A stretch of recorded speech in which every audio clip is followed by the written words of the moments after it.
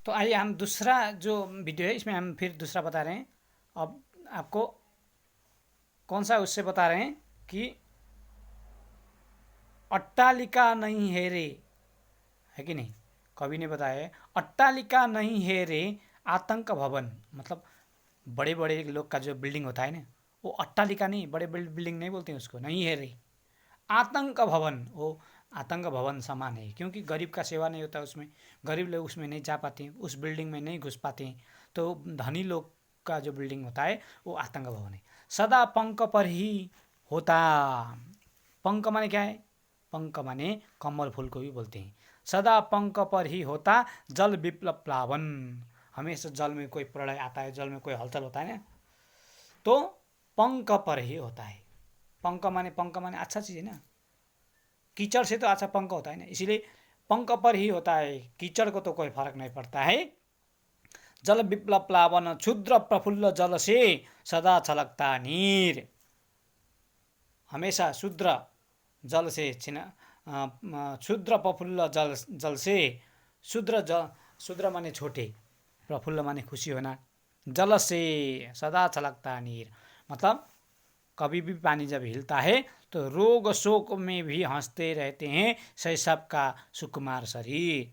लेकिन धनी भी इसी तरह प्रफुल्ल ही रहते हैं हमेशा। कैसे, जैसे शैशव का सुकुमार शरीर रोग शोक में भी हंसता रहता है। बच्चा जब छोटा होता है ना, रोग हो बीमार हो कुछ भी तो भी हंसता रहता है, कभी कभी रो जाता है, वो इशारा करता है, लेकिन बच्चा जिस तरह हमेशा प्रसन्न रहता है, उसको दुख पीड़ा हो तो भी वो नहीं बता पाता, हमेशा अंदर में ही होता रहता है तो भी खुश रहता है। शोक रोग शोक में भी हंसता रहता है, शैशव का सुकुमार शरीर, जब छोटा बच्चा होता है तो उसका शरीर भी ऐसे अच्छा दिखाई देता रहता है। रुद्ध कोश है क्षुब्ध दोष, मतलब रुद्ध कोश है, जितना भी घुसाया हो वो अपने आप अंदर ही कोष में ही भरा रखा रहता है। क्षुब्ध दोष माने बाहर निकलने नहीं देता है। तो कवि यहाँ क्या बोलना चाहते हैं, यहाँ बोलना चाहते हैं कि अट्टालिका नहीं है रे आतंक भवन, सदा पंख पर ही होता है जल विप्लव प्लावन, मतलब आपको कोई व्याख्या कीजिए, कुछ लिखिए इसके विषय में, बोल के आ सकता है ना। तो आप कभी कहते हैं कि पूंजीपतियों के ऊंचे ऊंचे भवन भवन मात्र भवन नहीं है, अपितु ये गरीबों को आतंकित करने वाले भवन, मतलब डर दिखाने वाला घर है। इसमें इसमें रहने वाले लोग महान नहीं है, ये तो भयग्रस्त हैं, मतलब डरावने होते हैं उन लोग, डरने के प्रवृत्ति वाले। जल की विनाश लिया तो सदा पंख को ही डुबोती है, पंख माने कमल फूल को ही डुबाता है। कीचड़ को कोई फर्क नहीं पड़ता, उसमें जो रहता है कीचड़ उसमें फर्क नहीं पड़ता। इसी प्रकार क्रांति की ज्वाला में, क्रांति जो होता है ना, कुछ आगे करेंगे बोलकर बढ़ने वाले व्यक्ति, गरीब हो या दुखी हो, क्रांति की ज्वाला में धनी लोग ही जलते हैं, गरीब को कुछ खोने का डर नहीं रहता है। तो पूरी कविता में प्रकृति का मानवीयकरण किया गया है। आपको प्रकृति का कौन सा मानवीय रूप पसंद आता है और क्यों आता है, मतलब कविता में प्रकृति का मानवीयकरण किया गया है। मुझे का गर्जन कर क्रांति लाने वाला रूप पसंद है, मतलब मुझे बोलकर गर्जन करते हैं ना, मुझे का गर्जन कर क्रांति लाने वाले, क्रांति लाने के लिए, कुछ नया नया चीज़ लाने के लिए, आगे बढ़ने वाले के लिए वाला जो रूप दिखाई दिया है ना कविता में, वो पसंद आता है बोलते हैं। वो ये मानवीयकरण है, क्योंकि मानव को पसंद आया ना। क्योंकि जिस प्रकार बादलों की गर्जना और मूसलधार वर्षा में बड़े बड़े पर्वत वृक्ष घबरा जाते हैं, उनको उखड़ कर गिर जाने का भय होता है, उसी प्रकार क्रांति के हुंकार से पूंजीपति घबरा उठते हैं, वे दिल थाम कर रह जाते हैं। इन्हें अपनी संपत्ति एवं सत्ता के छीने जाने का भय होता है।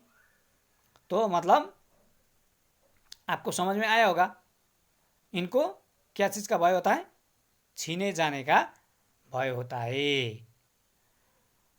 तो छीने जाने का भय होता है। तो कवि ने पहले भी बताया था कि कुछ छीना जाएगा, कुछ मेरा जाएगा, कुछ चला जाएगा, ऐसा भय होता है कि नहीं। तो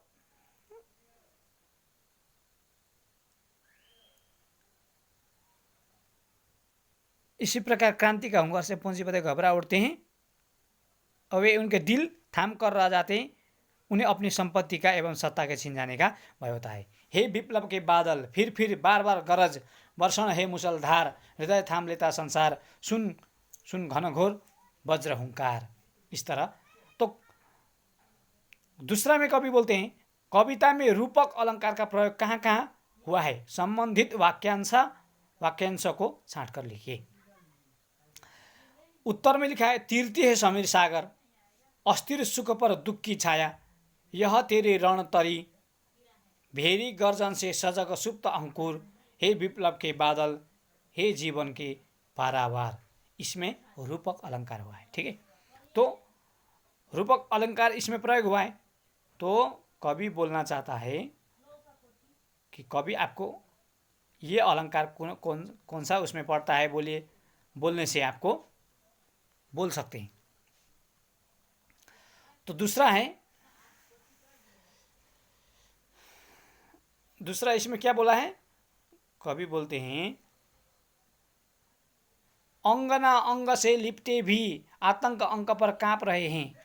अंग अंग से लिपट रहे तो भी आतंक अंक पर कांप रहे हैं। धनी वज्र गर्जन से बादल, धनी बादल और गर्जन से कांप रहे हैं। त्रस्त नयन सुख ढांप रहे हैं, सुख को ढांप रहे माने ढाक रहे हैं। जीर्ण बाहु, जीर्ण माने अब किसान देखिए कितना मेहनत करता है, जीर्ण माने एकदम टूटा हुआ फूटा हुआ। जीर्ण बाहु है, शीर्ण शरीर है, शरीर भी पतला दुबला पतला आदमी है। तुझे बुलाता कृषक अधीर, ऐसा दुबला पतला होकर कष्ट करके भी बादल माने पानी को आओ आओ बोलकर कृषक बुलाता है। लेकिन धनी याद करता है? नहीं करता है, गरीब याद करता है। हे विप्लव के वीर, बादल पानी आओ आओ हे वीर, चूस लिया है उसका सार, सब सार उसका क्या है, बेचारा का चूस लिया है। हाड़ मात्र ही है आधार, अब उसका कुछ नहीं बचा है, सब लोग चूसते हैं उसको। प्रकृति भी उसको साथ नहीं देता है, धनी भी उसको साथ नहीं देता है। तो इसीलिए भगवान से प्रार्थना कर रहा है, हे जीवन के पारावार, मेरा ये हालत हो गया है, मुझे कल्याण कीजिए, मुझे धन्य कीजिए। ऐसा बोलकर क्या करता है, ऐसा कहकर वो कुछ सहायता मांगता है।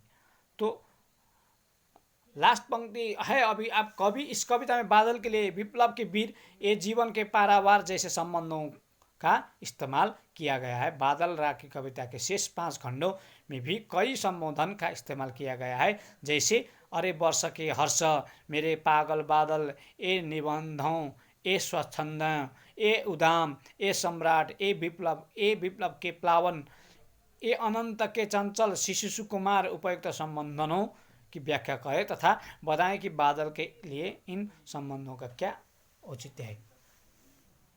तो कवि बोलना चाहते हैं कि कवि इन संबंधों द्वारा कविता की सार्थकता को बढ़ाना चाहता है और कविता का महत्व बढ़ाना चाहता है, और चाहते हैं कि बादलों के लिए किए गए संबोधनों की व्याख्या इस प्रकार होता है। अरे वर्ष के हर्ष माने खुशी का प्रतीक, मेरे पागल बादल माने मदमस्ती का प्रतीक, मदमस्त होना, उसके प्रति निर्भर मदमस्त होना। ए निर्बंध माने बंधनहीन, माने मुझे जो बंधन है उसको हीन करने वाले। हे स्वच्छंद, स्वतंत्रता से घूमने वाले स्वच्छंद। ए उदाम, भयहीन माने डर जिसको नहीं है। हे सम्राट माने सर्वशक्तिमान को बोलते हैं, राजा को सम्राट बोलते हैं नहीं, वो जो भी कुछ कर सकता है, सर्वशक्तिशाली। हे विप्लव के प्लावन, प्रलय या क्रांति रूपी, तुम मुझे कुछ न कुछ कृपा करो। हे अनंत के चंचल शिशु, ऐसा करके उन्होंने संबोधन किया है, मतलब अनेक नाम से संबोधन किया है। तो कवि बादलों को किस रूप में देखता है? कालिदास ने मेघदूत काव्य में मेघों को दूत के रूप में देखा। दूत माने राजा का भी कोई दूत होता है कि नहीं। आप अपना कोई काल्पनिक बिंब दीजिए, अपने सोच में जो आपको लगता है वो दीजिए। कवि बोलता है, कवि बादलों को क्रांति के प्रतीक रूप में देखता है। क्रांति माने कुछ करने वाला, कुछ देने वाला, कुछ कर सकने वाला। मैं बादल को किसानों के मसीहा के रूप में देखता हूँ, मतलब ये बरस जाए, बादल आ जाए तो पानी बरसेगा और पानी बरसने के बाद किसान का प्रगति होगा। तो मसीहा माने भगवान के सरा, पानी को किसान का भगवान है। पानी आया तो वो फलते हैं, बढ़ते हैं, आगे बढ़ जाते हैं, उनका किसानी अच्छा होता है। तो मसीहा है ना, जो जिसका भला करेगा वो उसके लिए मसीहा बन जाता है। तो इसलिए ये बादल पानी किसान का भला करते हैं। तो कब आएगा बादल? नभ में, नभ माने पृथ्वी। बूंद बूंद को अन्न एक तरह से, ये अन्न जो होता है ना, बूंद बूंद के लिए तरसते हैं। बूंद बूंद पानी आएगा तभी तो अन्न होगा। इसीलिए इनका जीवन सफल कर जाएगा। तो आप आइए, इनका जीवन को सफल करके जाइए। तो कविता को प्रभावी बनाने के लिए कवि विशेषणों का सायास प्रयोग करता है। मतलब कविता को अच्छा बनाने के लिए विशेषण और उपमा को देना जरूरी है। जैसे अस्थिर सुख, अस्थिर माने कुछ समय के लिए, सुख के साथ अस्थिर, सुख के साथ अस्थिर, सुख भी कुछ समय के लिए। विशेषण के प्रयोग ने सुख के अर्थ में विशेष प्रभाव पैदा कर दिया। ऐसे अन्य विशेषणों को कविता में छांटकर लिखें तथा बताएं कि ऐसे शब्द पदों के प्रयोग से कविता के अर्थ में क्या विशेष प्रभाव पैदा हुआ है। तो कवि बोलते हैं, कवि उत्तर देते हैं, कवि ने कविता में निम्नलिखित विशेषणों का प्रयोग किया है। तो क्या क्या प्रयोग किया है?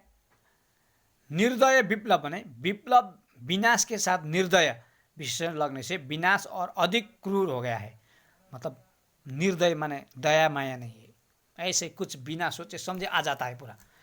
दग्ध हृदय माने दुख की अधिकता व संतपत्ता हेतु दग्ध विशेषण, और ज़्यादा दुख होना।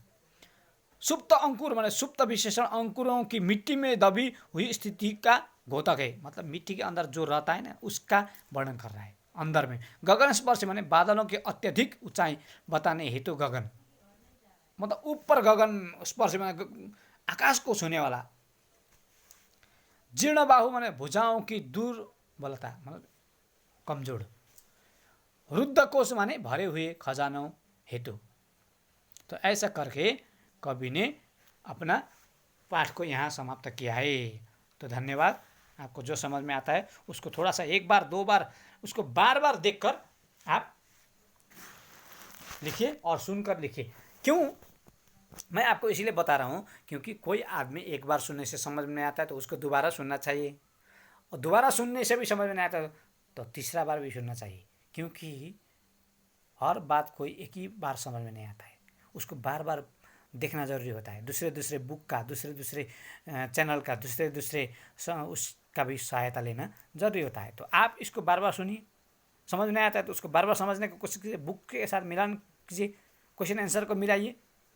और कोई ऐसा वीडियो दिखता है तो और भी सर्च करिए यूट्यूब में, तो आपको समझ में आएगा। क्योंकि पढ़ाई के लिए आप इसको कमज़ोर मत समझिए, बहुत मेहनत करना पड़ता है तब समझ में आता है। तो कोई भी ज्ञान समझने के लिए हर प्रयास आपको करना चाहिए। ठीक है, धन्यवाद। भारत माता की जय।